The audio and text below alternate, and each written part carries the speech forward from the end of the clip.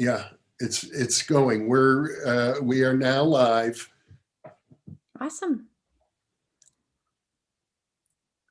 Well, it's lovely to be here. I know we haven't officially started yet, but thank you for having me on, Jeff.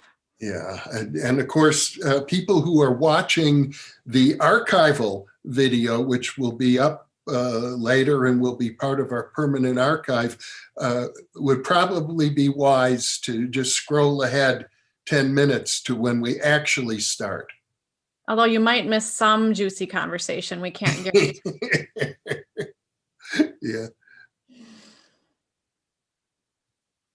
And let's see. I'm also noticing, actually, there's about a 20-second delay between what the timer on my screen and the timer on that people are seeing on YouTube. Well, how appropriate to have the rainbow yin yang circulating as we start a discussion around energy awareness. Yeah, I'm also noticing, actually, there's about there, I have to turn that window off. Mm-hmm. Make sure that, oh, and I gotta make sure I got my email off. Okay.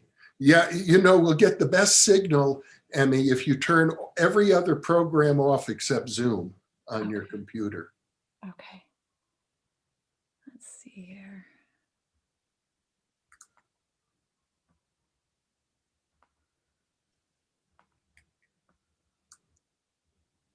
And I will do the same. Yeah.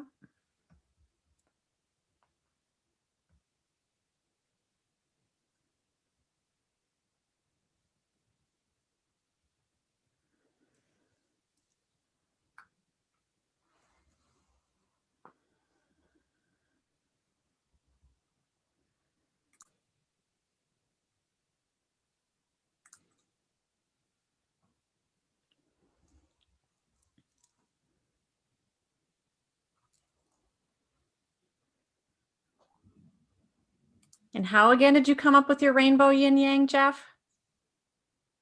I was walking down Lake Street in San Francisco and the idea just popped into my head. That's awesome. As a matter of fact. And that was well over 40 years ago.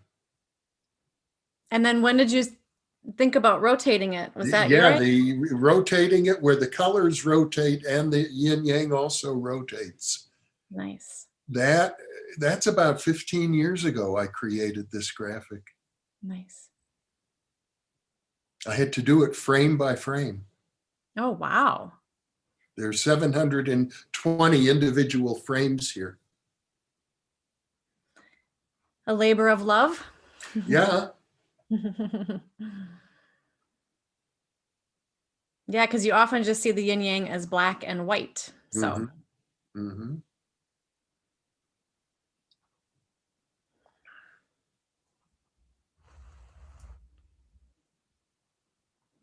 So, okay, let me just take a look here.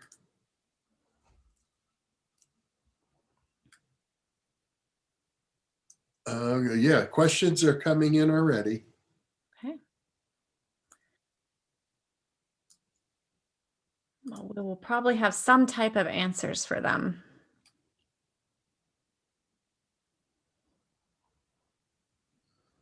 And also, it was perfect that you interviewed and released your Dean Radin interview just a couple days ago.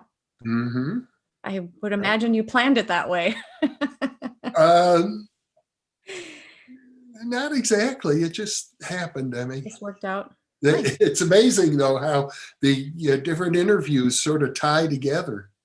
It's as if I'm kind of riding a wave of synchronicities. Sounds about right for what you're doing. Yeah. What we're all doing here.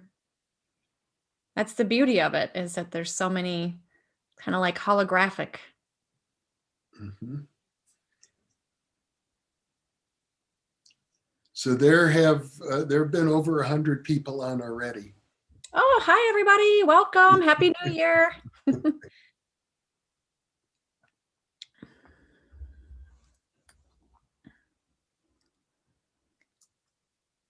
Hopefully we can help raise everybody's energy in the new year. There you go. We could really use it. It's been, for a lot of people, 2020 has been a bummer. Yeah. Well, very shocking, to say the least, for a lot of people. Mhm. And quite disruptive, but hopefully also, for some people, opportunities. There's always opportunities in situations like this. Yeah. You've Well, got some water handy if you need it. I do, thank you. Yes.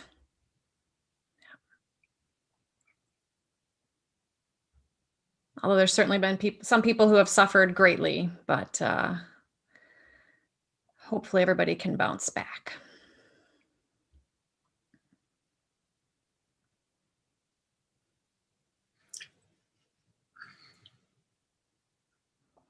Lots of good questions that are coming in. The chat window is flowing at a good clip already. Cool. Be excited to hear what's on everybody's minds.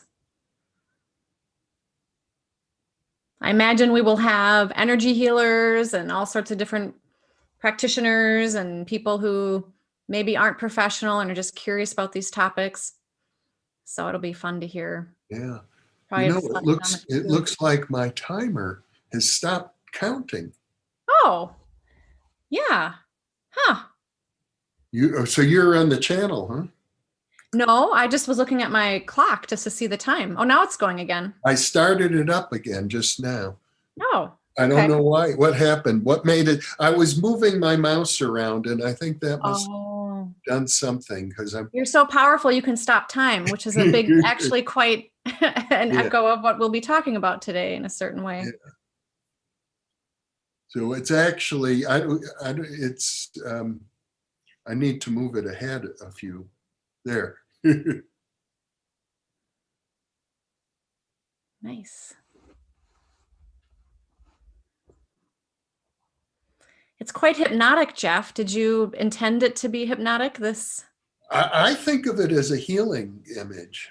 Oh, for sure. But I mean, hypnotic in that it draws you in and you can, just kind of get in the present moment. Yeah. Well, why do you feel it's a healing image? Well, because it has the full spectrum of colors, and because it shows the interplay of yin and yang. Definitely. Balance, harmony. Mm-hmm. And because it's moving and it has energy. Yes.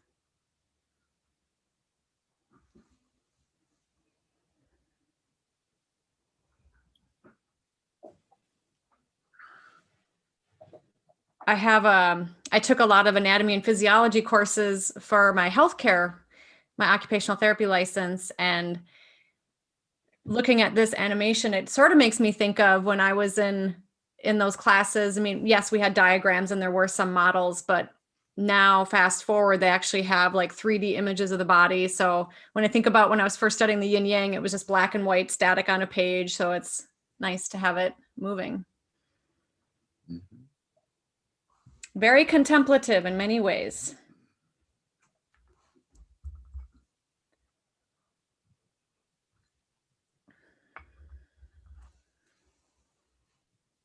Yeah, I like create a work of art every 10 or 20 years. And well, I think you create works of art every day with all the people you talk with and all the great information you share. But I hear what you're saying, like a visual art, right? Image, yeah. This has been my main visual art creation over the last 40 years. Well, it's a good one. It's innovative.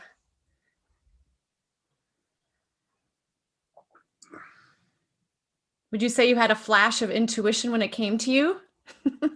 Yeah, I did. I saw that you could do this, that you could create a yin yang where the colors on each side of the S curve would be complementary to each other. Okay, I have stopped the screen sharing, and we're live now. We're ready to go. I'm with Emmy Vadnais, who is the author of this wonderful book, Intuitive Development, for which I very proudly wrote the foreword. And Emmy, we've got lots of questions coming in. We've advertised this conversation as being about raising energy awareness. And one question I saw quickly as I was scanning the chat, somebody asked, well, what do you mean by energy awareness? So let's start there. Okay. Well, Jeff, I believe that came out of our first conversation, which was how to trust your inner knowing. And I think that this live stream was born out of me sharing about how I was a new occupational therapist and got burnt out and really wanted to be on the preventative side of healthcare. And so I started taking energy healing classes. And you and I talked quite a bit in that particular conversation around energy and energy healing and how it connects with intuition. And so I think that it's a big part of intuition is energy, and it's very fundamental to who we are as human beings and our health and ability to sit upright and have a conversation, enjoy life.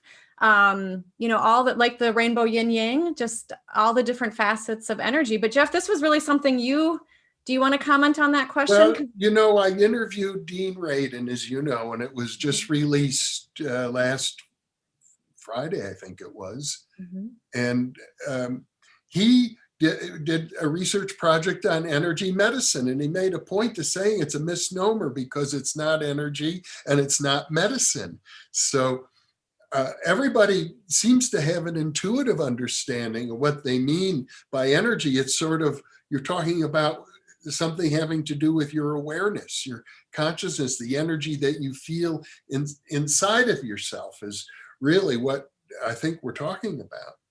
Yeah, and I think I've heard it be described as, if everybody was listening to just kind of take a breath and just notice where the aliveness is in your body.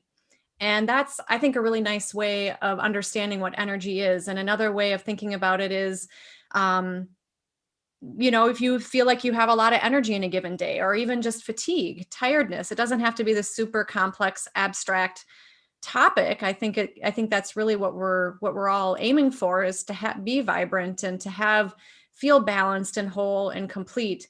I love how you released Dean Radin's interview on the first day of 2021. I thought that was very inspiring, and I hope we can talk a little bit more about his research, because that was really fascinating and fabulous what he presented, and all the hard work he and others have done with that. I find it interesting that he says it's neither energy nor medicine. So I think that kind of, can keep conversations going.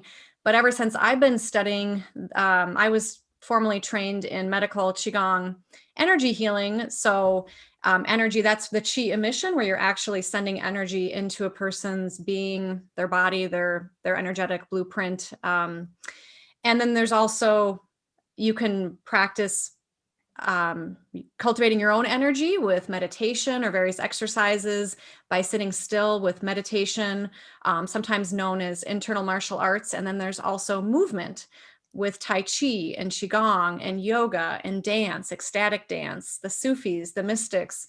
There's so many different ways to work with our energy. And also it can be as simple as playing, having a good time, or we can regulate our energy in different ways, which was why it was so perfect to have the rainbow yin yang at the beginning, because that can also mirror day and night and the different qualities and the cycles that our energy goes throughout the day. But I would love to hear more from Dean at some point about if he doesn't think it's energy, then what, unless he's thinking of it from more of like a physics perspective. And I believe is it Fred Alan Wolf? I know he's put out a lot of great information too about some of these topics.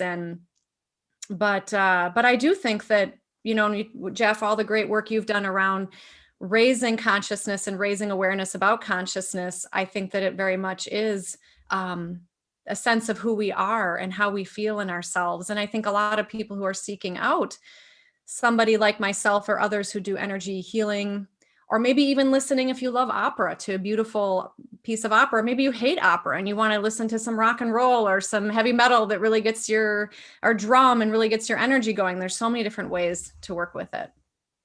I think the point that Dean is sort of getting at is we use the term energy all the time. Ki energy, chi energy, I feel a lot of energy today. But if a physicist were to try and measure it, as Dean has tried to do in the healing studies, the scientific instruments don't generally measure, the ones that normally measure energy don't pick it up. So you could say it's a form of subtle energy that physics doesn't recognize, or you might say, as many people do, it's actually information, or it's actually intentioned awareness that we're talking about. That energy is, after all, it's just a word. Right. Yeah. And it then begs the question of, do we have the right instruments to measure whatever it is that we're talking about right now? And maybe the best instrument is ourselves. The human body. Yeah. Yeah. Our own consciousness. And there is an interview on this channel with Beverly Rubik, who is a very far out scientist, and who's written a book, I think, called The Far Reaches of Science. And she has a laboratory where she's built special equipment that is able to measure energy that most physicists are not aware of. Well, here's another question from Irlin, who asks, how is energy awareness different from intuition? Well, Jeff, I think that this is, again, you came up with this term energy awareness. So to me, I mean, I would say that it's probably synonymous. I mean, I don't know that to me, I feel like they might be the same thing. I don't know if you would agree or not, Jeff. Well, let's talk about raising energy awareness. That's how we titled this live stream program. And I know we have viewers who are saying, what do I do? How can I do it next? Can we do an exercise with our viewers right now to help raise energy awareness? That Absolutely. Might give them the direct experience, and they can decide for themselves what it is and how it relates. Sure. I would be more than happy to do an exercise. And I just want to back up a little bit. One of my good friends, hello, Christine, is an acupuncturist, a traditional Chinese medicine doctor who really acupuncturists, that's what they are. Some states recognize them as primary doctors and some do not. But there are machines that can actually measure the chi, the energy running through the particular acupuncture meridian channels. And so I just want to offer that there are practitioners out there who claim to have various devices that can do this. And from her using her own self as an instrument, she says it correlates highly. And it also correlates in that the patient or the client, the person coming in with a particular set of complaints, that they get the readout at the beginning, and then she does her interventions with herbs and acupuncture and whatever, Chinese medicine, lifestyle and so forth. And then they do it again after maybe 6, 8, 12 weeks, whatever the protocol is indicated for them. And then the readout is also the same as what she sees and feels and senses. And it's also what the client perceives and how their life changes. So I just want to make a little disclaimer that if anybody is driving or engaging in any activity that needs your full attention, to please not do this right now. Well, one we'll do an energy ball, which is kind of a classic way to get started. But just so that you can be safe going about your life here. So again, I would just encourage you all maybe just to take a moment and just take a breath in and out, maybe a nice breath in through the belly so that your abdomen comes out when you breathe in, and then maybe just hold it for a moment and then slowly exhale as the abdomen comes back toward the body. And then just notice how you feel in your body. Let's just start there. So maybe just notice where you feel more comfortable, maybe relaxed, maybe almost imperceptible because it just feels fine. Notice if there are pleasant feelings or if there's anything that's uncomfortable. Hopefully you don't have any pain, but if there is any tension or discomfort anywhere. Notice your stress levels. How How relaxed or calm do you feel? We all need a little bit of tension to kind of get through our day. A lot of people, unfortunately, deal with anxiety and depression. I've certainly dealt with that and have moments of that in my life too, which is why one of the reasons I do these various exercises. And just notice if you're feeling any tension anywhere in your body or your mind and your emotional state. And we'll just start there as sort of a baseline. And then when you're ready, if you want to go ahead and just rub your hands together. Now, for some reason, because I work with a lot of people with all sorts of different physical conditions, you're not able to rub your hands together. You can imagine rubbing your hands together. And then just bring your attention to your hands. And then just go ahead and when you breathe in, let the hands separate. And then slowly come back towards the hands back toward each other as you breathe out. So just at your own pace, breathing in, we'll just do this a few times. And then slowly exhaling, letting the hands come back toward each other without physically touching. And then maybe just one more time. And what we're doing is we're creating an energy ball, and you can make this as big or as small as you would like. And it's kind of a little bit of a leap of faith. If this is new for you. Some people, yes, we do have body temperature, so that's part of energy too. But you might start to feel like maybe a little magnetic, maybe some resistance, almost like magnets, two magnets. Sometimes it sort of feels like maybe I'm holding like a balloon. And then just go ahead and play with that a little bit. And then you can kind of pulse the hands back and forth. And then this is just a great way to begin. So what we're doing here is we're cultivating energy. And people who are practicing Tai Chi, you can gather it, all the different forms. There's many ways more that you can gather it here. So let's just go ahead and make that as big as you can. Maybe even imagine that you're scooping up beautiful healing energy from the universe. And then go ahead and you can imagine that you're scooping it up also from the earth. Without physically touching, go ahead and make that ball as big or as small as you would like. And then, if you would like, you can place your hands anywhere on your body or your mind that you feel you might want some healing, or maybe where you feel some tension. I'm just going to place them on my shoulders here. And then just go ahead and sense and feel that energy maybe coming out the palms of your hands, deeply penetrating into your body. So that's just a little beginner. That was very nice. Thank you for that, Emmy. Yeah, thank you. And it reminds me a couple of things I want to comment, because you mentioned the acupuncture machines that people have. We did an interview with Thomas Brophy, if people are more interested in devices that can measure the energy of acupuncture. We did an interview about Dr. Hiroshi Motoyama, the Japanese inventor of one of those devices, who founded the university that Thomas Brophy, California Institute of Humanistic Science, Thomas Brophy is the president of. So it's a wonderful interview with him about the measuring of the energy and the chakras and how it all relates. It's sort of very far out stuff.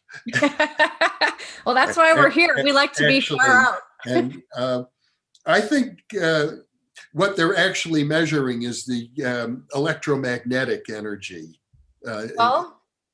in that instance. Yeah. So here's a question from Michelle Sarchett, who asks, how do we clean bad energy out of our life? Well, this is probably a multi-part answer. I think a simple way is so like from a feng shui perspective, that first comes to mind is to think about your own environment that you're in. And I know this sounds very simple, but making sure that you're in a clean environment. By that meaning like, you vacuumed, you've dusted. And even that, bringing that care and attention and physically touching. One of my good friends, actually, she's Paula Flom. She had the flower shop that we would actually go and meditate in a part of my heart group. And she had a flower shop, and she would talk about when she would have kind of a slow day when she'd start cleaning the items in her flower shop, that she noticed that after she had touched a few items in a particular area and she'd go back behind the counter or do something and someone come in, people would come in and purchase the very items she was just touching. So that was really fascinating. So just starting out, making sure that your own space is as clean and clear as it can be. And then as far as from like these energy exercises, which can dovetail over, if, one might even say they're the same as prayer. So having positive intention in your life.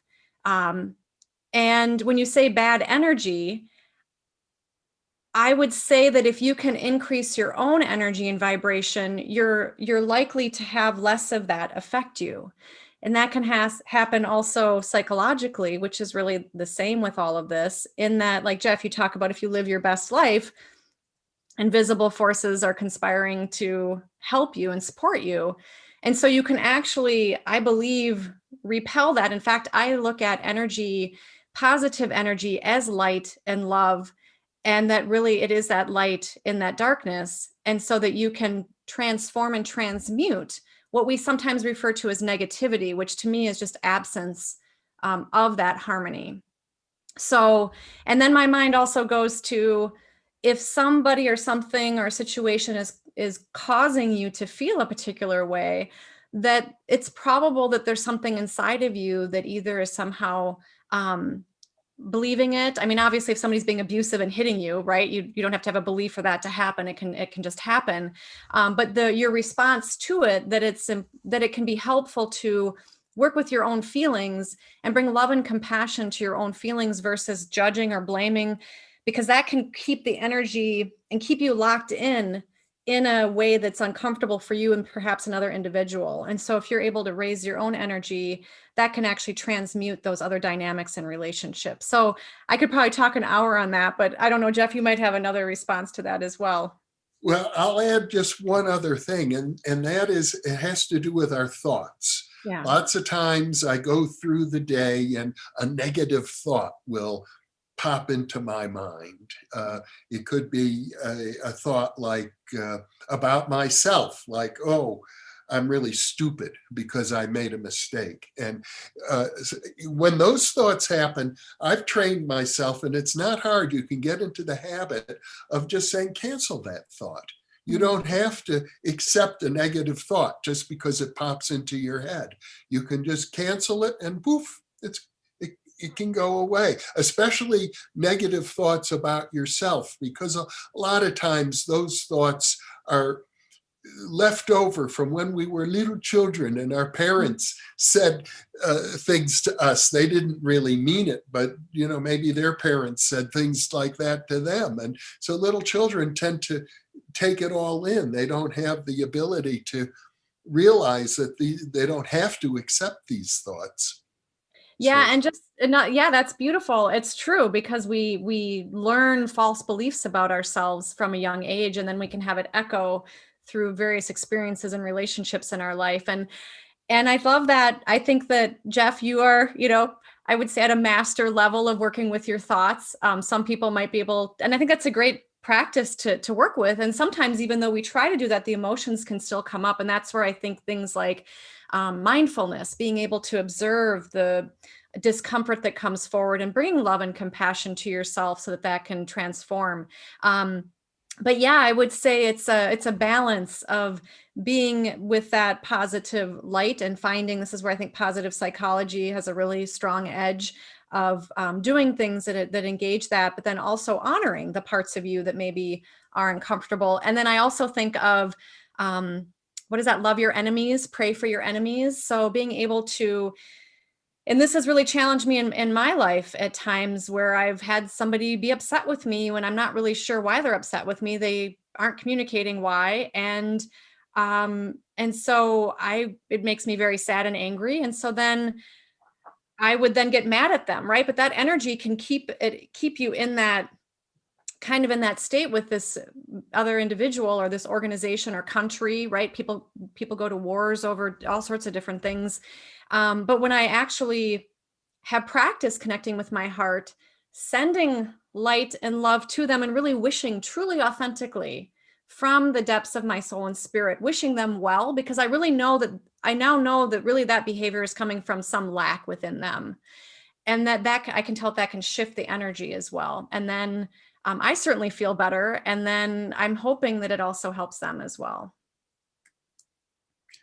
We're getting some really interesting questions. Emmy, these are the kind of questions that you might not expect, but I think they're wonderful. Brian Kramer asks, what's the point of life? People say to become or to evolve, but if we are eternal consciousness, then haven't we already had eternity to get to the mess we appear to be in? Oh, well, I would love to hear your response on this, Jeff, but I know that I'm the guest, so I'll do my best here. From my perspective, where I am in my life right now, I think there are probably many reasons we're here, but I think a couple that rise to the surface for me are very much to be loving, to be kind, to grow in that regard. And I also think I mean, I'm a Virgo rising, so I'm going to say this, but to serve each other, to be caring and kind and compassionate. And I do think that I love astrology. I study it quite a bit, and I find that there's a strong correlation, if you understand the symbols in astrology, with a person's seemingly life purpose. And so it does seem that by looking at that natal chart, that there does seem to be some type of path that, from what I've seen with my life, and probably, I don't know, well over 100 charts of people, it seems highly correlated with what actually they're doing in their life and where their interests lie, where they have challenges, where they have their strengths. So I hear you. I hear that question, because I've definitely pondered that too, right? If we are whole and complete, why do we have to go through all of this? What would you say, Jeff? Well, it's a very deep question, actually, and we could spend 10,000 years exploring the point of life. But I think you actually hit the nail right on the head, Emmy, when you talked about love. Yeah. You know, we can grow and we can evolve, but ultimately, I think we're here to learn about love and compassion. And it is ironic because, and I've got some theologians I plan to interview about this, and one I already did about theology for the coming millennium. You could say that the universe itself was born out of love. It was a great act of love that resulted in the creation of the universe. And at the end of time, we will all, once again, according to theologians like Pierre Teilhard de Chardin, we will all be united in love together. But in the meantime, I think that's what we all want. I mean, that's what I want. I think probably the people viewing, I mean, isn't that we have a lot to learn about loving each other on this planet. It's pretty clear. As a matter of fact, here's a question very much related to that from Victoria Lovey. Oh, what perfect name for a segue here. Who says, what's going on with all these energies around us? What's going on? Just in general, like meaning like invisible energies and energies. Maybe it would be helpful to know a little bit more. That's all she wrote. What's going on? Well, I would encourage you to maybe settle in and maybe communicate with some of those energies. I mean, that's something that I've done, being an energy healing practitioner, and going into these other realms of consciousness, are really more fully ourselves. I would say that sometimes it's very simple just to ask whatever energy entity or being, whatever it's termed, why are you here? And then just listen and notice if there's any messages or any type of communication coming forward, or is there something I should know about your presence? Or, but I do know that sometimes people, and this was me many years ago, and I think it can still spontaneously happen. And I would imagine, Jeff, a lot of the people who are drawn to your great work and all your guests, is that we can sense so much that it can sometimes feel overwhelming. And so that's where I think that there's a Qigong practice called the heaven earth, or the small universe, where basically you bring energy in from the heavens or the sky, whether you are atheist or you have a particular religious belief, and then you bring the earth up. It's the yin yang. I love that because it's very balancing, and then you can actually rotate the energy within you that correlates with the spine and the glands, with the chakras, so that you can get really centered within yourself. And then you can be kind of like, I think of it as sort of like a semi-permeable membrane of a cell, where you can let in what you want to let in and keep out what you want to keep out, so that if things are too overwhelming, that's a way to manage that a little bit better. So without knowing more of her question, those are just a few things that I hope that was helpful for you. I think that was a very good answer.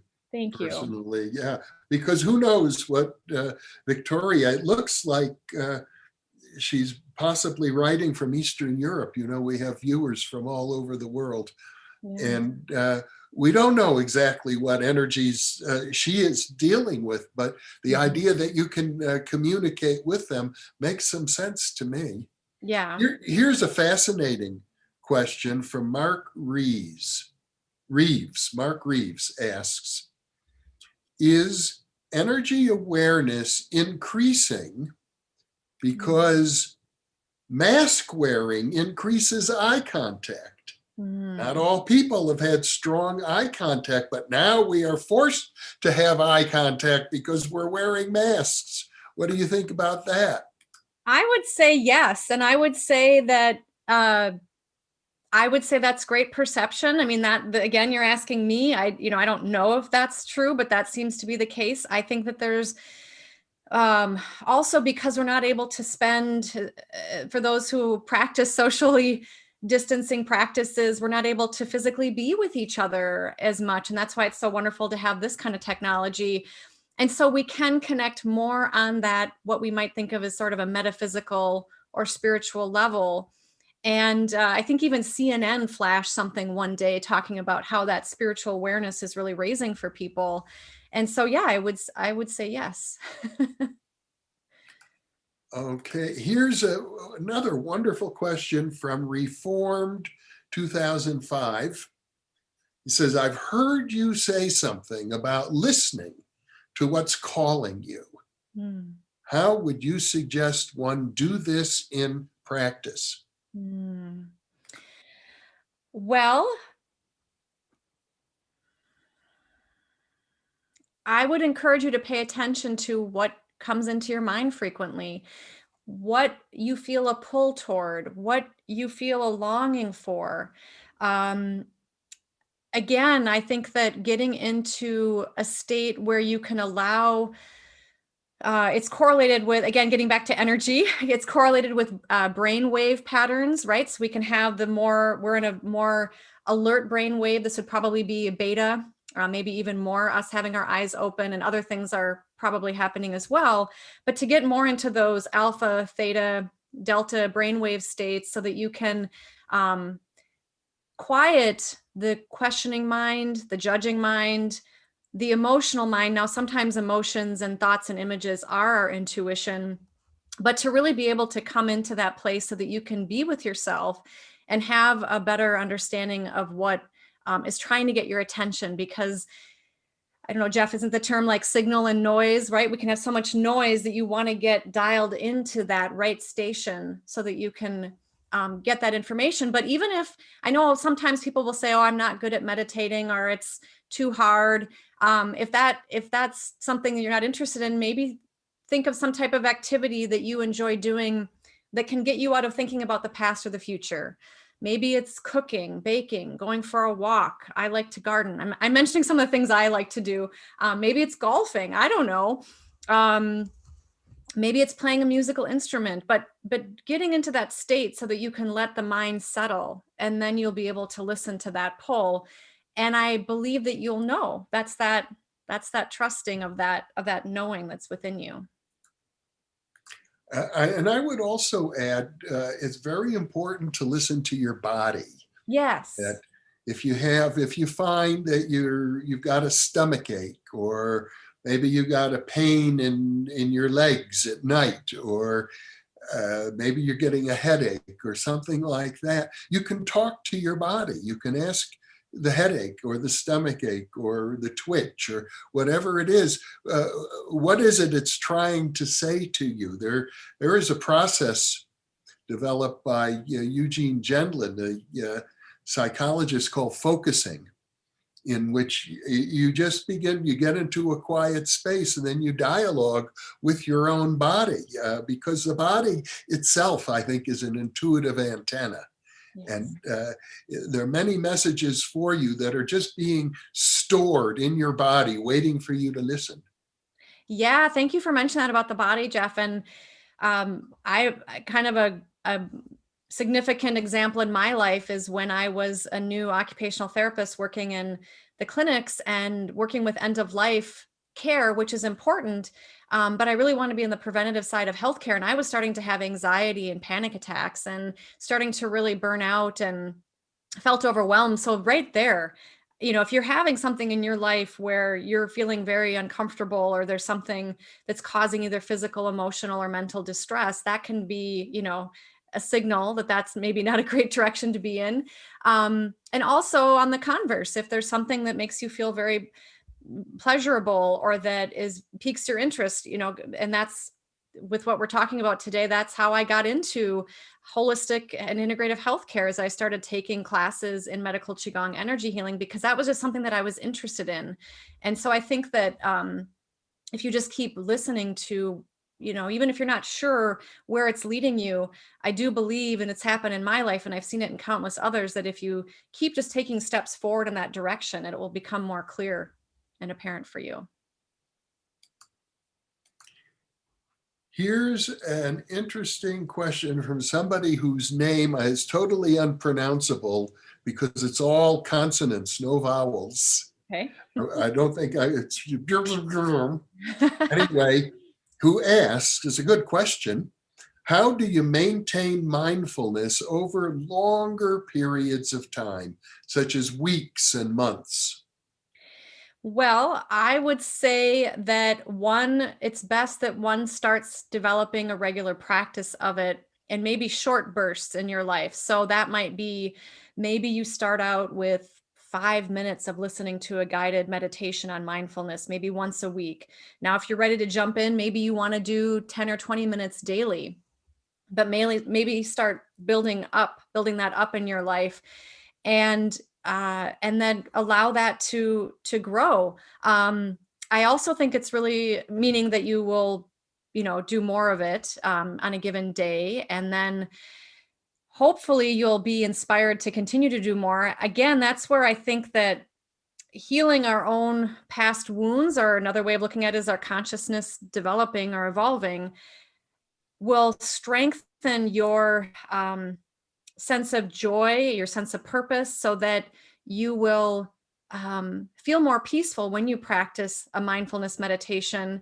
And then I would encourage you to use, like, if maybe just having a daily practice and just seeing whatever comes up, or maybe there are areas of your life that are causing some disharmony, and you can use that mindfulness meditation as a way to process those feelings. And then you can start bringing it into your daily activities, so that if you are in the kitchen and you're emptying the dishwasher and you have a particular thought or emotion, you can bring love and compassion to yourself around that. If you are engaging with other people or communities of people, or however, your family members, right? Nobody ever has had their family irritate them. Or pleasurable, you can even, expand the enjoyable interactions. But you can then take those moments and you can practice it in the moment and, with your eyes open, but then also you can take it where you're maybe seated. And then over time, you will find that it'll naturally start expanding more in your life. I mean, that's what I see. I don't know if you have another thought, Jeff. Well, I pretty much have to agree. If you're talking about a lengthier period of time, it's important that you develop a plan of action for yourself that's going to take that time span into account, and things that you maybe do every day. It's like your personal hygiene. Yeah. in a way, you brush your teeth every day. Maybe you need to do some other things for your consciousness as well, like meditating or like yoga, or I mean, there are 1,000 things it could be. You have to decide what it is for yourself, but it does require that you rise to the occasion. And if you're challenged, let's take, for example, we all are, because it's the beginning of the year, most people are thinking about what is challenging me for the upcoming year.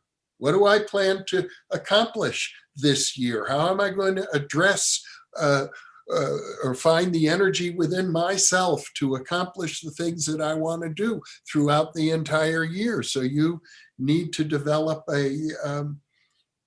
concerns regarding your lifestyle. Mm-hmm. It may have to do with, as Emmy said, just making sure that your living space supports what you want to do, or it might be a mental discipline like meditation, or it might be you're going to watch all the new Thinking Aloud interviews that are coming out every day now, or take a course somewhere. But yeah, and get a teacher if you feel, I mean, I highly recommend having a teacher, at least one teacher of one of these types of approaches, because there you will learn much more, I think. I know there are apps and YouTube and it's wonderful that there's all these great recordings that you can access, but being able to have someone who can guide you and deepen your practice, because our ego attachments can be quite strong. To say the least. Okay, here's a very interesting question from Joshua Boardman. He's going to use a word that I had to look up to make sure I understood it. Okay. He said, is there credence to the idea of an enantiodromic energy prevailing at New Year's? So enantiodromic is a fascinating word. I've heard it used in different occasions. And some people would say that it has to do with whatever is required to achieve balance. If things are out of balance, and enantiodromic energy would be one that will bring it back into balance. But I think I've also heard it used in the sense of anti-establishment. Oh. You know, if the establishment, whatever it is, becomes, which is always, that's by definition, the establishment is the prevailing energy. So an enantiodromic energy would be one that counterbalances the establishment. Well, I'm not sure I totally understand the question, but what intuitively is coming to me is that the universe, I believe, will balance itself. And I think that we're all in a process of balancing ourselves and each other. As far as credence to that, I mean, Jeff, it sounds like you understand the term better. Maybe you could give a more definitive response.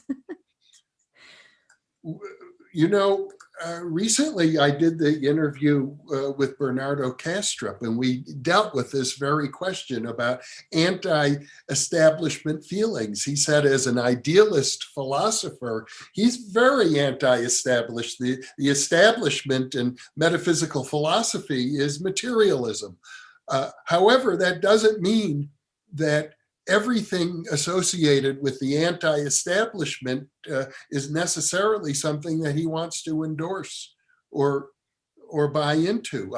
I find, you know, because I am on the new Thinking Aloud channel discussing parapsychology, which is right on the fringes of science. It's sort of barely accepted as a science, and some people won't accept it at all. That puts me in the anti-establishment camp, and we get a lot of viewers who figure, well, since you're promoting parapsychology, what do you think about all these conspiracy theories? And my attitude is, with regard, because they're on the rise, you have to say. Conspiracy theory thinking is on the rise because it's being promoted by the epitome of the establishment. Actually, the president of the United States is the biggest promoter of conspiracy theories right now. So they're on the rise. But to me, the counterbalancing tendency is to say, wait, what is the evidence for all of these conspiracy theories? anyway, those are a few of my thoughts, but we've got another very interesting question here from Dan O'Farrell, who is one of our volunteers, who Hi, says, "Hi, Dan. Emmy." Hi, Dan. And this is related to the previous question. Okay. Would you say that we are always relating with ourselves and that there are no external energies? Wow, I would say at the deepest core of the universe, multiverse, I would say yes. That would be my answer. At the deepest core, but at the more of the ego level, it's as if we got an inside and an outside. And Yeah. I don't want to take responsibility for all that stuff on the outside. Absolutely. Yeah. And I think that's why having more awareness and recognizing, I mean, you had, is it Roger Nelson, the Global Consciousness Project? I mean, the fact that we can have these mass effects with our consciousness, I think it shows that we are quite powerful in that regard, and that we can, for lack of a better word, take more accountability for how we want things to move forward, at least to, to try to evolve things where how we think might be best. Here's a question from another volunteer. Julie Tasker asks, "What does God mean to you?" To me, God is love. That's what God means to me. Yeah. Hard to disagree with that, Thanks, as Jeff. a matter of fact. That I'm sure many people will have other definitions, but that's certainly one of the very best. Well, one could say that God is everything. God is everywhere. And that's also with our topic of energy. Some might say that if God is everywhere, then God is energy and is all pervasive. And but I do think that there is kind of that question of, is the universe friendly? I do believe that there is a reason that we're all here, and that I do believe that there are compassionate reasons for that. Here is a question from Alien Protocols, who asks, when you do healing, how do you ground yourself afterwards? Afterwards. So great segue from God is love. So afterwards, what I find is that the vibration of the space that I'm in with the individual, the energy is flowing. There isn't as much static. It's very beautiful.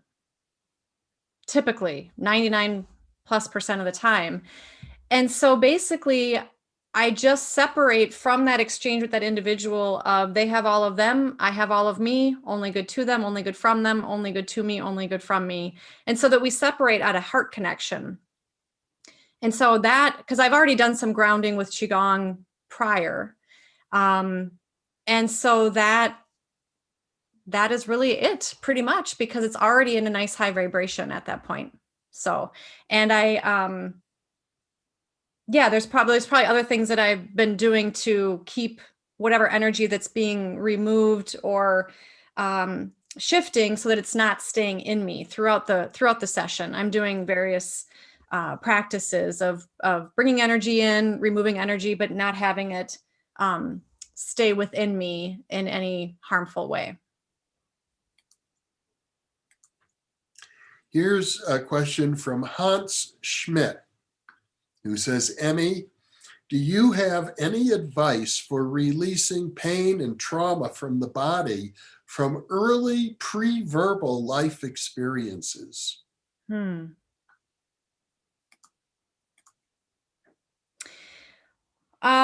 first thought went to body work, manual therapy, but it also feels like my sense is that this person just needs a lot of nurturing. And so, and I know we can't always on demand, right? We're all looking for love and and connection. So we can't always have that on demand, but I would also encourage you to consider opening up to allowing yourself to receive love. I think a lot of people, Rumi has a quote about that, about I can't say it exactly verbatim, but about noticing all the ways that you've blocked love from coming into you.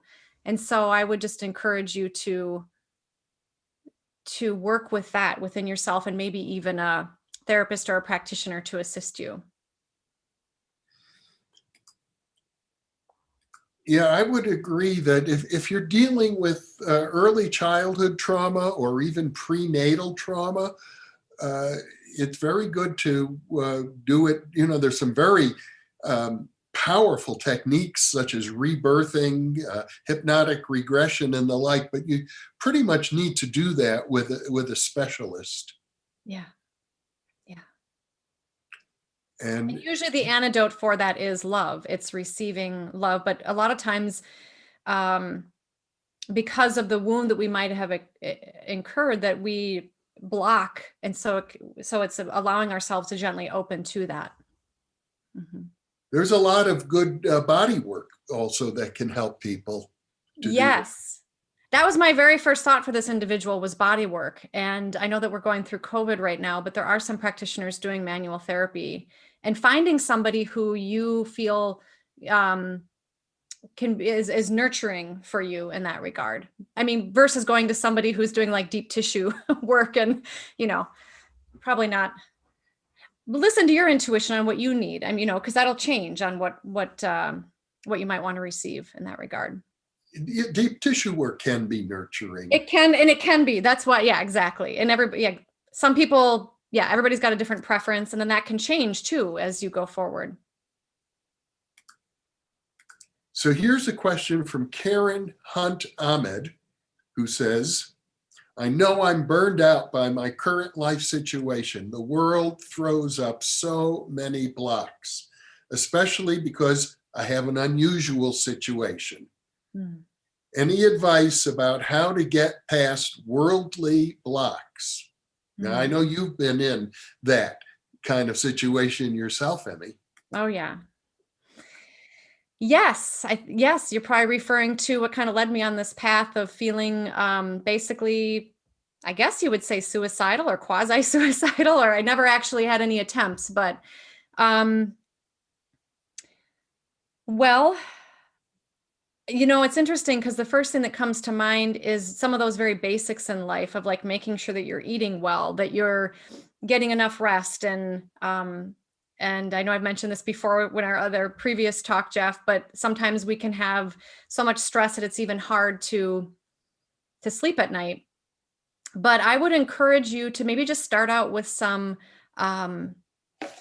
basic relaxation techniques, or maybe if there's something that if you've ever been drawn to yoga, but doing something to kind of interrupt, because we sometimes feel like we can't control the outer world, and some things, are maybe further from our reach, or maybe they aren't, maybe we think they are. But just starting out with something that you can begin to bring into your life that feels like you're moving in a positive direction. So if you've thought, I've always wanted to take a yoga class, or there's a church I'm interested in, or there's somebody who I want to invite to have tea with on Zoom once a week, or whatever it is, to try to bring in some of those positive places. I'm not knowing your situation. That's probably the best I can say at the moment. Here's a fascinating question from Christopher Michael. He says, I had a Chinese soldier as a roommate recently, and I'm a former Marine from the Iraq War, a couple of tours. Wow. And we had a talk about God. And he wants to know, is what you're talking about all equal to the Chinese idea, I think, of no God, but spirituality? Oh, meaning like monotheistic. Do I believe there's a God who's in control of everything versus more of a personal relationship? I would say that I'm probably more, yes, in the spiritual personal relationship camp. I think that's what they're asking. Yeah. I think that's what they're getting at, the idea of it's a huge movement these days, not just in the United States, but all across the world. I would call it secular spirituality. That not that it's anti-religion, but religion isn't just not for everybody. And Yeah. I was going to say that in religion, can also be a vehicle for that and can deepen that for people. I'm certainly not anti-religion. However, I have a hard time when people think they're superior to others. That's one of the issues I have. So, and I love that you had that discussion. I think that's great. Also, my mind went to the Tao when he was talking about the Chinese spirituality. So, well, yes, the Tao, because, and in Buddhism too, you have this idea that there are deities in Buddhism, but they are regarded as similar to humans in the sense that they're impermanent. They're not like absolute in Buddhism, but what is absolute is the idea of awakening. What is absolute is the idea of nirvana or pure nothingness. And in Taoism, what is absolute or in many traditions are philosophical principles rather than sort of, a big father up in the sky. But, I think my own personal view is yes, is about secular spirituality, but I think that means that we are the inheritors of all of the world's religions, and they all have something to offer. And they all, well, from what I can see, they have at the end of the day, a common thread, a very powerful common thread. Here's a question from Firat Araz, who says, how important is the facet or facility of visualization in energy healing? For example, visualizing colors around someone or visualizing a person smiling in relief of pain. I think visualization is really powerful. Not everybody has that as a sense, but most people do.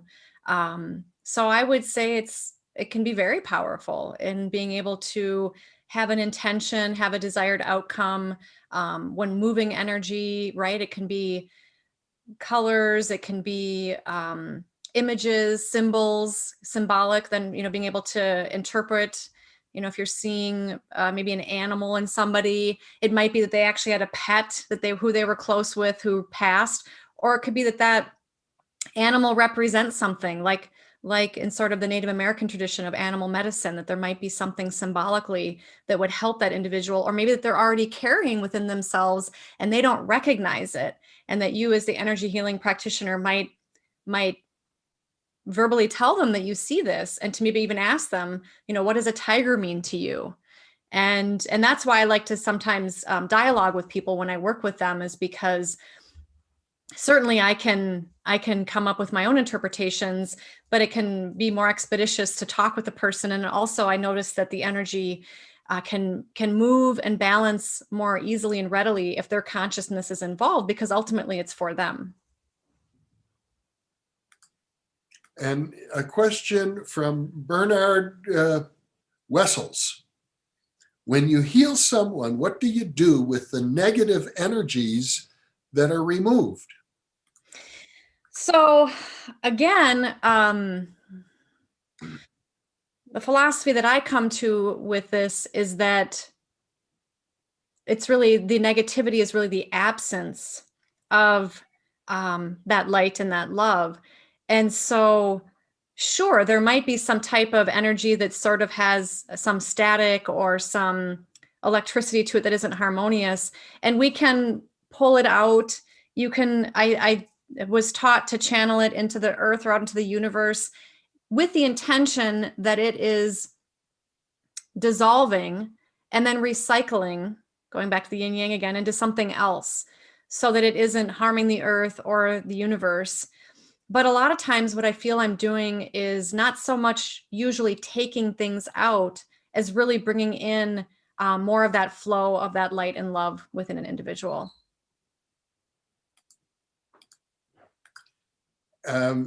Christopher Michael asks, is mindfulness synonymous with daydreaming, and is it okay? I'm worried about being accused of being almost borderline delusional when suggesting dreams, and our focus on them is equally as important.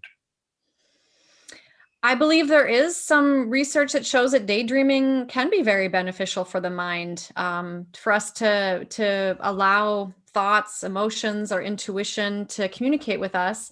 I'm not sure about, did they say that somebody, they're concerned about being called delusional? Is that what they're, oh, I can't comment on that, right? I'm not a psychologist here. I don't know everything going on for an individual, but as far as mindfulness, I would say that yes, I think there could be times where mindfulness and daydreaming could be synonymous, and that you're in the present moment, just being kind of like,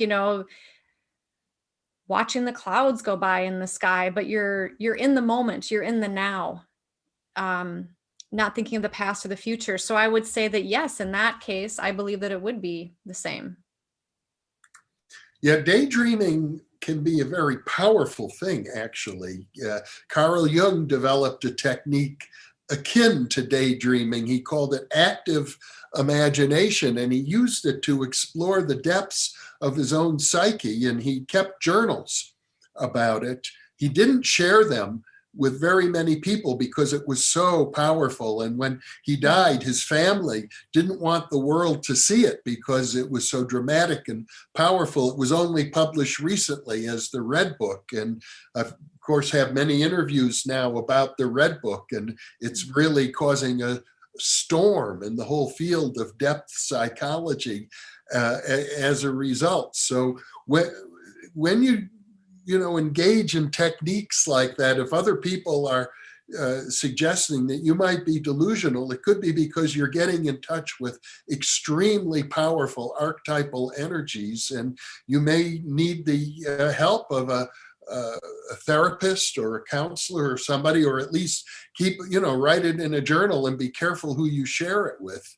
Mm-hmm. Right. And that's, sort of that piece of, being in this world, at the same time, and what is real and what's not real, which I know, Jeff, you've mentioned and talked about quite a bit. Yeah. And bringing, again, bringing compassion to yourself with whatever might be coming up. But yeah, I agree with you, Jeff. It sounds like this person might benefit from working with somebody. Here's a question from Audit Risk, who actually are two people who are in France, two of our volunteers. Yes. Yes. And they say, hi, Emmy. Hello. How do you think art can relate to intuitive development and healing? Greatly. I think that art is something, well, I do believe that one of the things we're all meant to do is to create. And for somebody, it might be a beautiful meal. It could be a family. It could be, like you all are professional artists. And I think that art can come from intuition, and developing your intuition can actually, I believe, strengthen your art. Because there's actual research that shows that by developing your intuition and working with your energy and all these different types of approaches, that you can connect more deeply with these parts of yourself, and allow whatever wants to emerge to come forward, perhaps more powerfully or gently. Oh, and one other comment, Jeff, is that with art, because I believe these two are visual artists, that again, we can use images where you can create something and you can actually meditate on that image, and you can let it speak to you and communicate to you. So that's another way of connecting with your intuition. And one of the funnest ways that I still really enjoy and teach people to do is to make your own intuitive cards, where you actually meditate, come up with words, put them on. I've got my little deck right here. These are blank recipe cards. These are cut in half. And then you create images on them And then here's one. Look at the one I just pulled. It says energy. Looks like a little bird. It's the sun. Oh, yeah. And it says energy. And so you can then work with your cards by asking questions like you would with a tarot deck. And it's with your own psyche, your own soul consciousness. And that's a great way to get guidance in your life and let yourself reflect back to yourself. Armando Solorzano has a question. Let me just say, I know it's the top of the hour. Oh, okay. Right now, so we plan to go for another half hour. I just thought I'd let our viewers know that. Armando asks, do we now live in the age of Aquarius, and what is the significance of that? Well, I've been talking to some of my astrology friends a little bit about that. Well, I've heard that we are now in the age of Aquarius, and I'm not a professional astrologer, so I can't fully comment on this. I do happen to have my moon in Aquarius, so I do have a very personal, intimate understanding of Aquarius in that regard.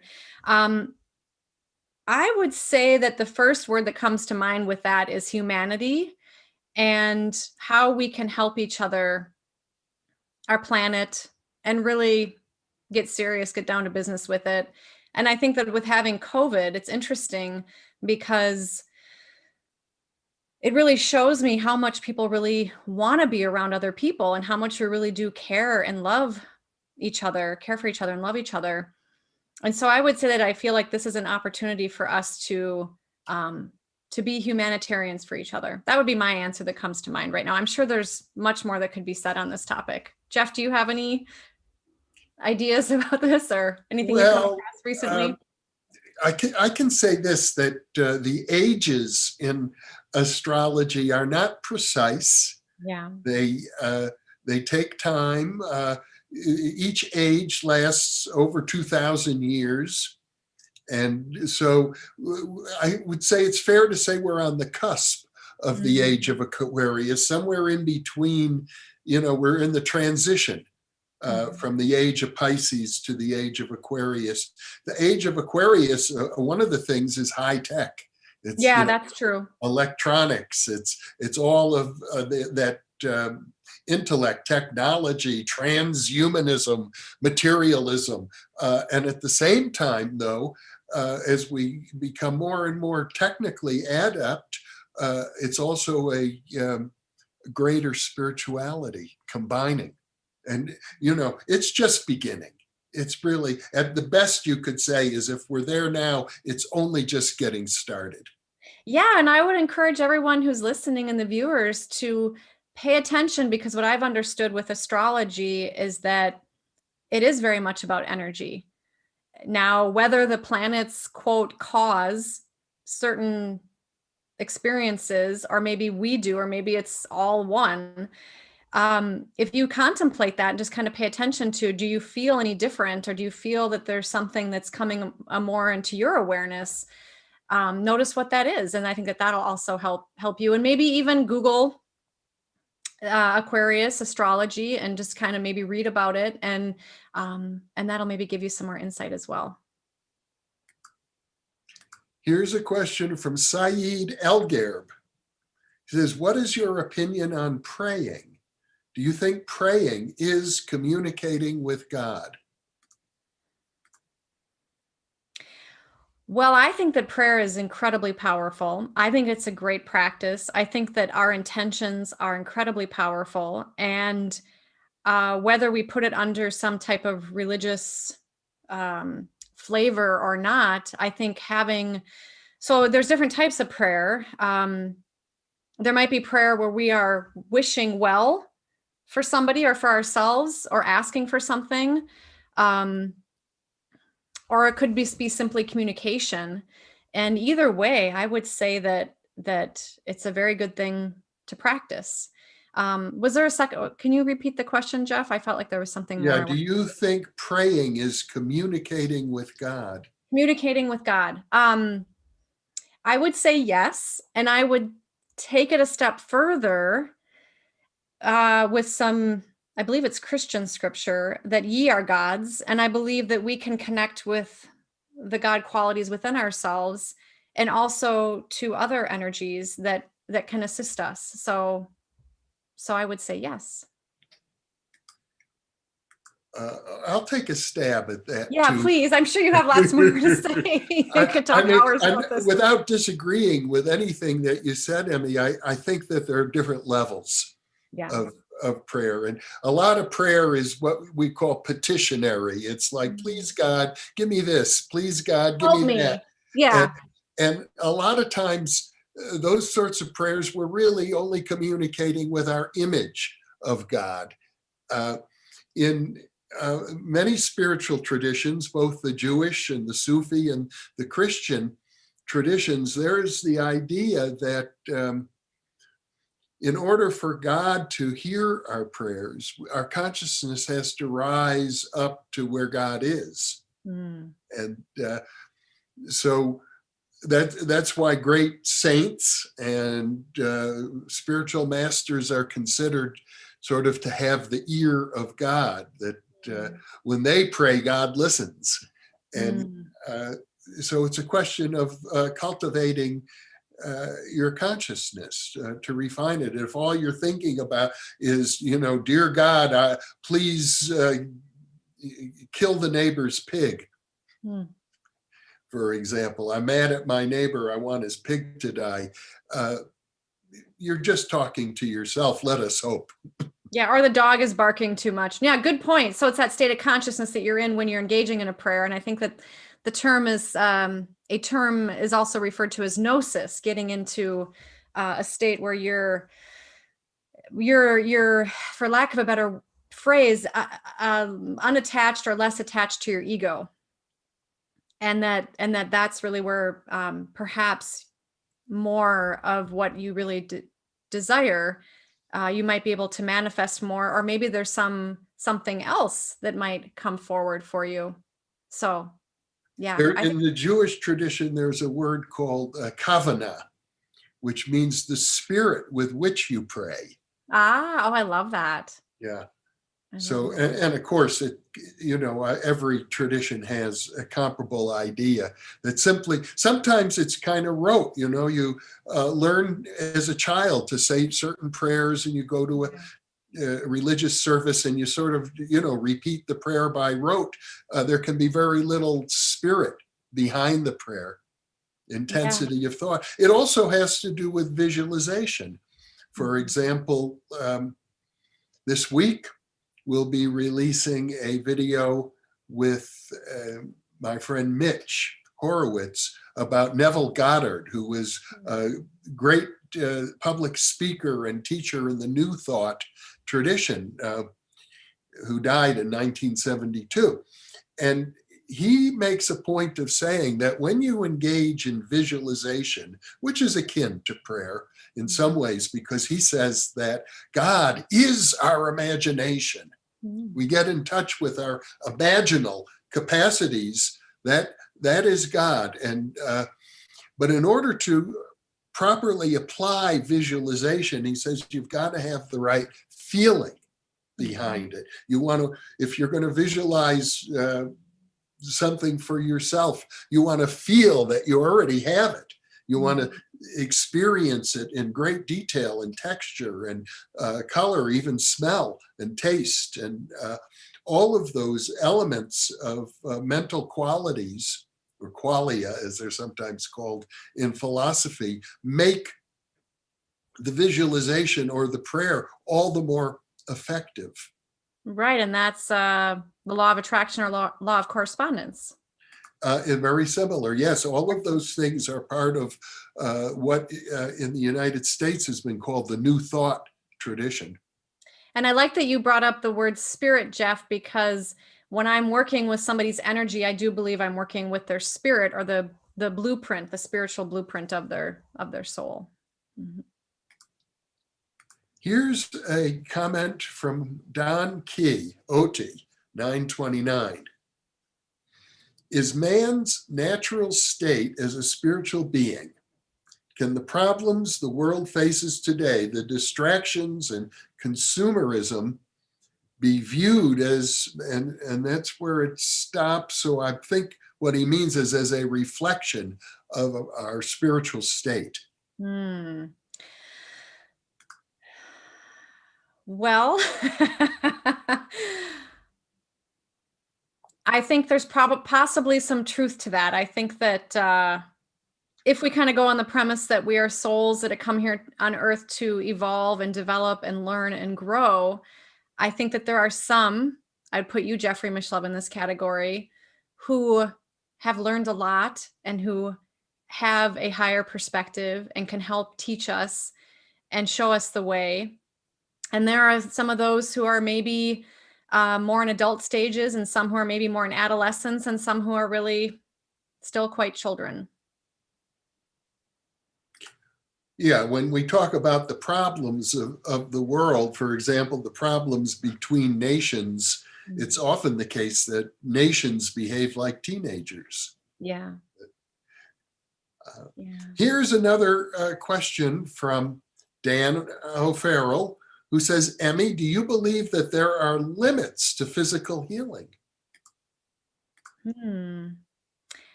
I would, limits meaning like, my first response is just no, I don't think there's limits, meaning like, can a blind person see, that kind of thing? Or I think that's maybe what you mean, Dan. I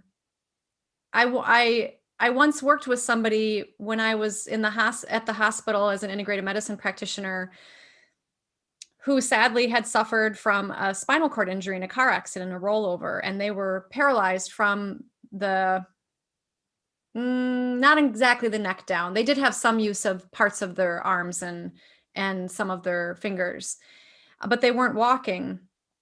And one of the techniques that I provided them was energy healing, and they believed greatly in what I had to offer, and the doctors weren't sure that they would walk again. Now, this person was also receiving, mainstream physical therapy and occupational therapy, but the person actually did walk again.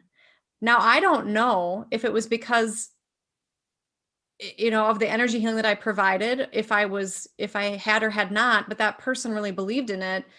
And so that is probably one of the greatest examples I've ever seen in my experience providing this, where somebody literally wasn't able to walk and then they could walk again. That's a wonderful story, Emmy. Thank you. That. Yeah, I mean, I feel like it's a bit rare, but at the same time, I think it goes to show that maybe there are more possibilities than we think there are.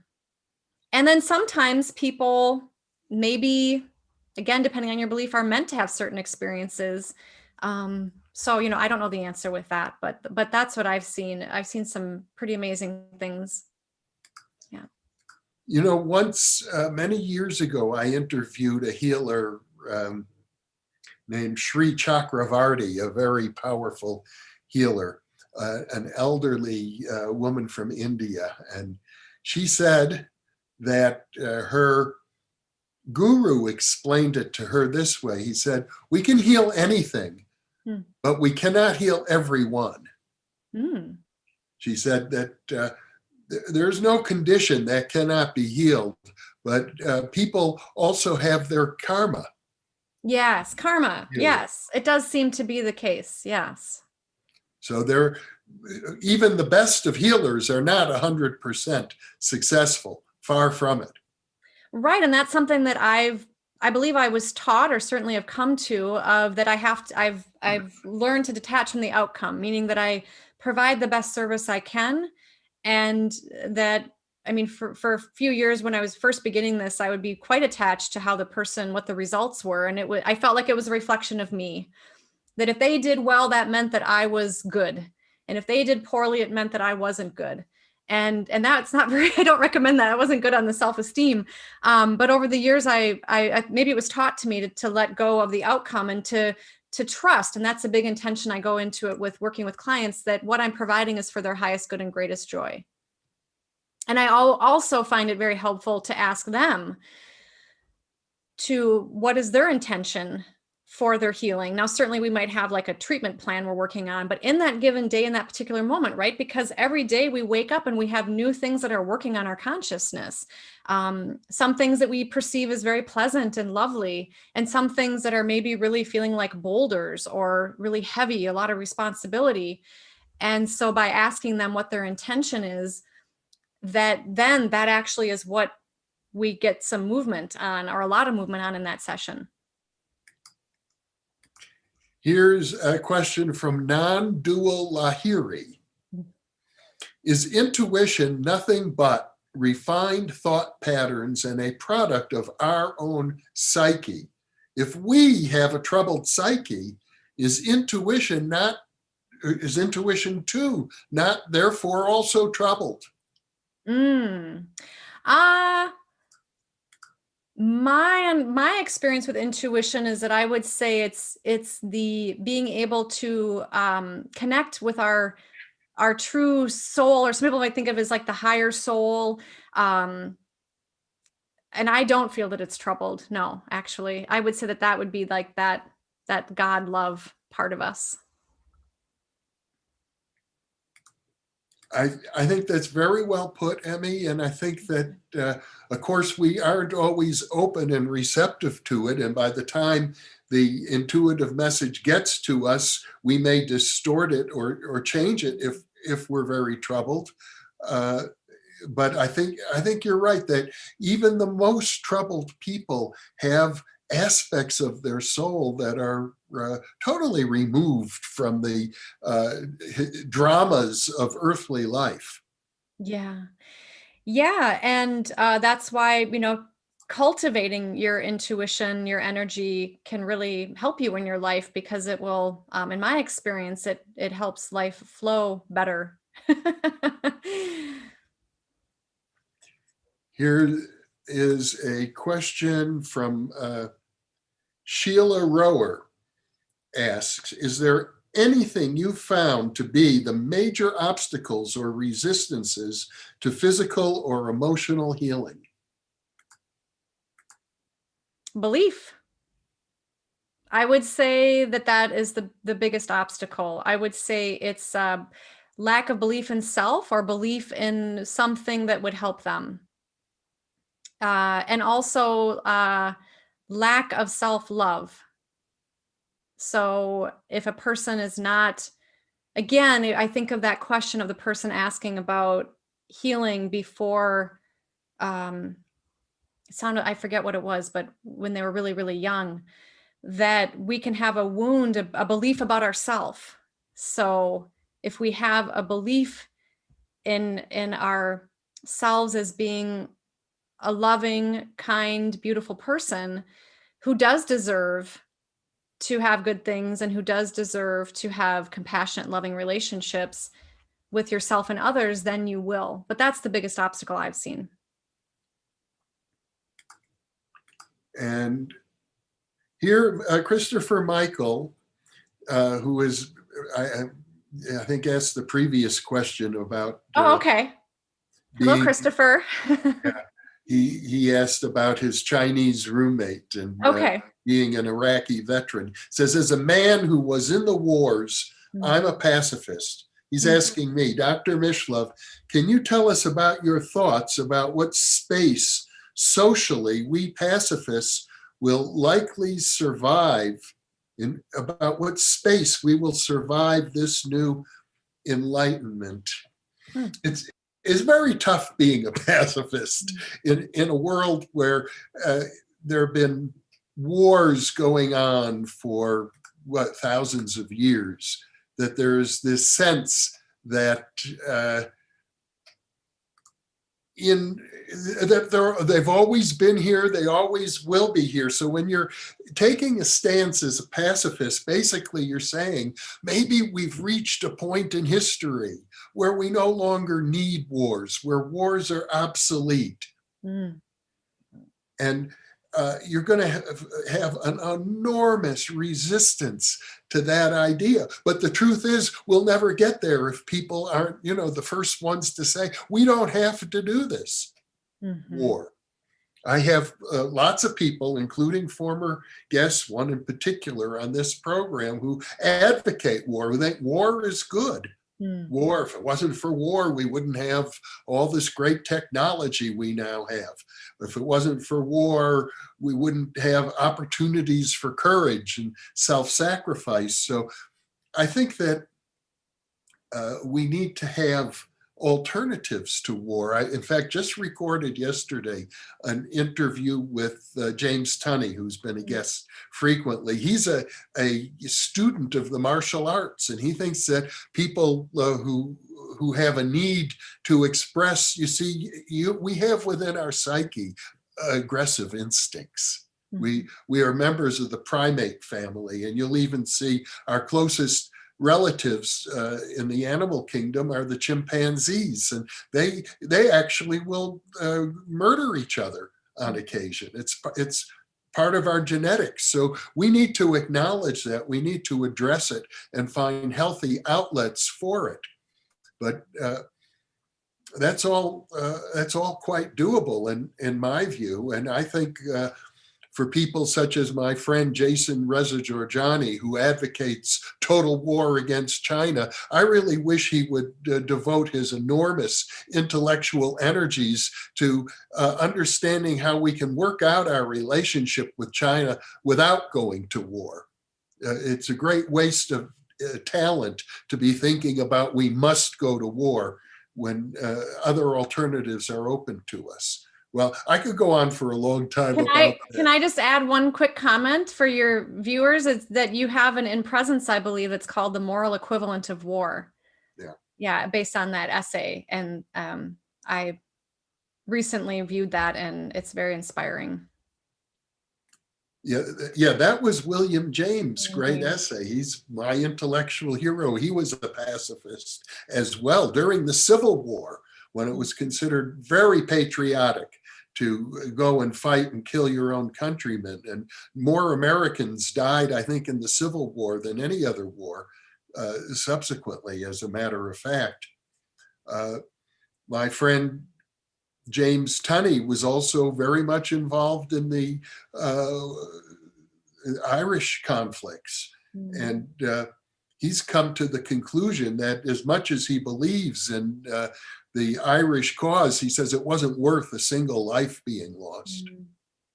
Yeah, makes me think of the Dalai Lama and all that the Dalai Lama has gone through. Yeah. And Martin Luther King and Gandhi. Yes, yes.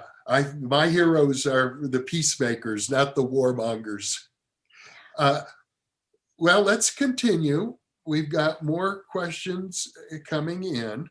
Lisa Lindstrom asks, are we all connected spiritual beings choosing to have human births to integrate the intelligence between the realms? I would say yes. It sounds like a complex question, but if I understand it correctly, yeah, I would say so. Does anything come to your mind, Jeff, on that one? I think she put it very well. Yeah. As a matter of fact, it's certainly the position I come from. Basically, it's a position that's consistent with the idealistic metaphysics of Bernardo Kastrup, who's often been a guest on this channel. It's a position more or less consistent with all the great religions. And it's certainly not inconsistent with all the data of parapsychology that I'm so fond of. Now, I just might mention we've got 7 minutes left before we'll end this live stream. After that, it will be available as an archived video on this channel. Tiba asks, this is a deep philosophical question. Do you think the outer world is real or knowable outside of our own interpretation of it?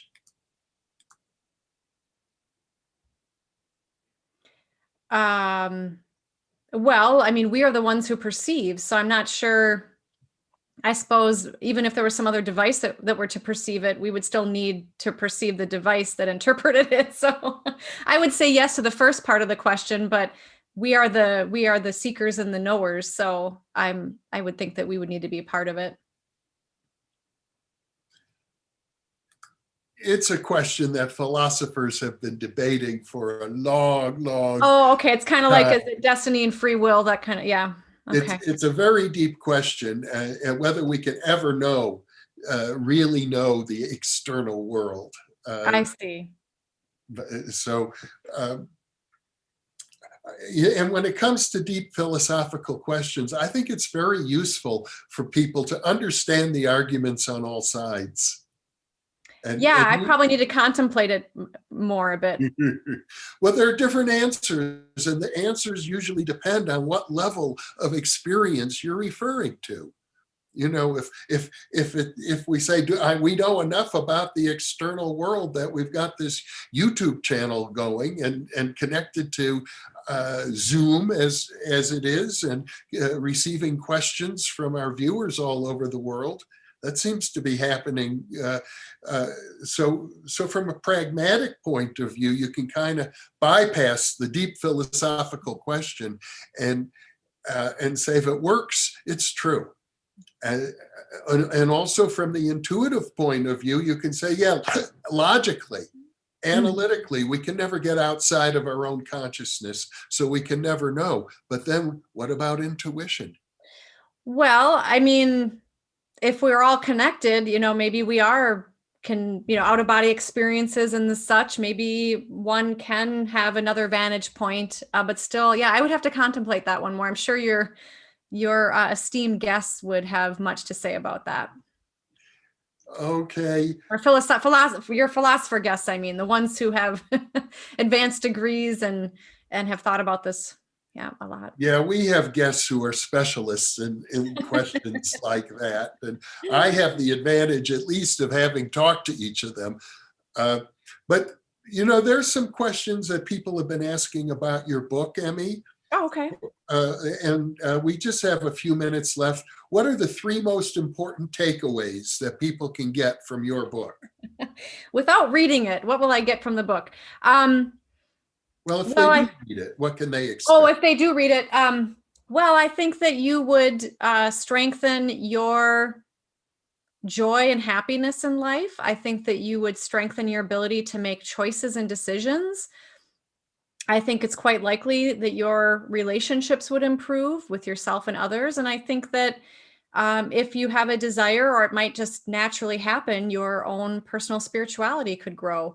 And I think I'm up to 4 now. And then I would also just add that it can improve your health, because there's a lot of research that some of the techniques that I put forward that have been used, the timeless, ageless techniques of getting into meditative states and so forth, that's often synonymous with the relaxation response. That also has a lot of great research for mental and physical well-being, for recovery from disease, prevention, and wellness. And what inspired you to write this book? The main thing that inspired me is that I had intuitive psychic experiences that were life-changing for me, that taught me there was more going on. And I listened to that and I cultivated it, and my life improved in ways that I had no idea it would, and brought me on a path that I had no idea, but has really been very fulfilling. And I started teaching it, and intuitive development classes, and the outline grew to about 50 pages. And I thought, well, how about I just put it out to the world? Now, I know this is not a new topic. There's other people who've written on this topic, but I wanted to share. I just felt that it would be good because it helped me so much in my life, and also because of the health component. I don't know if there's anybody else who's talked about intuition, about how it can also help physical and mental and emotional well-being. And how long do you think it takes somebody to learn how to rely on their intuition? I don't think it takes very long. I think that you can start even just by looking in your life and noticing with hindsight when you feel your intuition was speaking to you, and if you followed it or not, and then to pay attention to what senses were active in your body. Did you have dreams? How did you know with that hindsight? And then you can take those same senses and apply them going forward. I had this thought when I was learning intuition. one of the simple exercises for developing intuition was when the phone rings, try to think of who it is calling you. Well, people don't really call each other so much. In fact, a lot of times people will text you and say, can we talk? It's so interesting these days. But I had this thought the other day of like, a lot of us like movies or books. So maybe when you're picking out a movie next time, try to connect in with your intuition of when you read, look at the picture, the image, or kind of feel into your body and notice how that feels, if it feels like it draws you or if it repels you. And then when you watch the movie, you can get some validation that way. And that's actually a nice exercise, is notice if you lean towards something or if you lean away or if you pull back from something. That can help you with to know how your own internal compass is working as well. Well, I want to thank all of our viewers for being with us during these 90 minutes. And I want to thank you, especially Emmy, and our moderators who have been helping to field questions. Also, if you're not yet a subscriber to our weekly newsletter, you can go to newthinkingaloud.org and subscribe so you get advanced previews each week of our upcoming videos. 2 weeks from now, we'll be doing another live stream with Dean Radin, the chief scientist at the Institute of Noetic Sciences and one of the world's foremost parapsychologists. And now I will end the live stream. Thank you, everybody.